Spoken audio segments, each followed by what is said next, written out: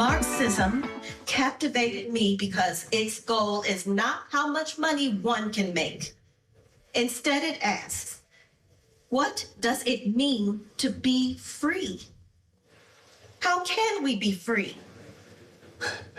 As long as I have breath in my already worn down body, I will remain steadfast in the quest to ensure all of us get to answer those questions and live them. Right.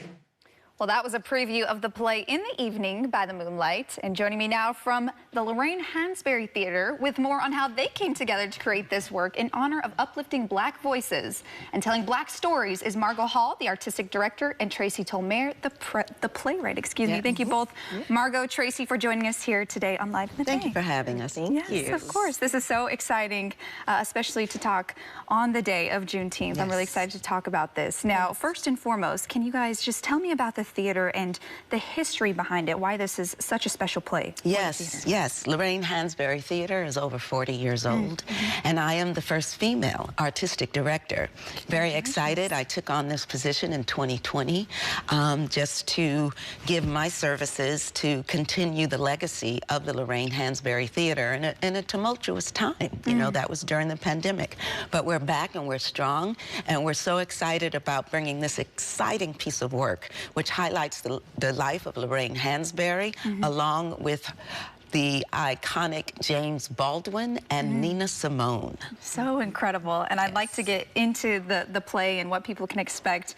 And Traci, as the playwright, you know, when you were kind of putting this together, what went into creating this play to really be able to send the message to the entire audience? Yeah, well, definitely lots of research. So I had the opportunity to view the archives of Lorraine Hansberry and James Baldwin, which are housed at the Schomburg in Harlem in New York, and really just hands-on touch and feel things that they had actually written, handwritten, that they had typed, communication that wasn't ever, you know, made public. And for Lorraine, because she was ill for a long period, you know, like the last 3 or so years of her life, to see all the goodwill cards and how much people just really loved her. So definitely the research, lots of reading of biographies and reading of plays that Lorraine Hansberry wrote. Most people know A Raisin in the Sun, but she also had other plays. The Sign in Sidney Brewstein's Window is on Broadway right now, or it's about to close on Broadway, which was the second show she had on Broadway. So, and just lots of asking people to read the script and tell me, does this make any sense? So, you know, what do you think about it? Well, that is so exciting, and that's really cool, actually, that you were able to read some of these handwritten letters and these personal things that a lot of people didn't understand that went into her life. What does it mean to be able to commemorate Lorraine and really just highlight who she was? It means everything. One of the first things I wanted to do when I came on board was to celebrate our namesake. And I thought, how would I do that? Do we read her other essays, her other poetry? And then I said, we need to write a play. And so I came up with the concept of having Nina Simone in as well, because she had a wonderful sisterhood with Nina Simone that I didn't know about. I'm sure a lot of people did. Yes. And so we started exploring that, and then James Baldwin kept popping up, like, you have to put me in this play. And so I started with that concept, and I called my dear friend Traci Tolmaire, is the emerging playwright, and I said, Traci, you want to go on this journey with me? And it was about 2 years ago. And I said, this is my concept, take it away. And Traci wrote the play, and we've been working on this for about 2 years, and we're just so excited to see it in its form, in all of its beautiful elements, and it is an incredible play. Traci has done an amazing job, and we are finally taking an opportunity at the Lorraine Hansberry to celebrate Lorraine. There's so much about her that people don't know, and all of our audiences are just saying, wow, we had no idea, because Lorraine was a radical.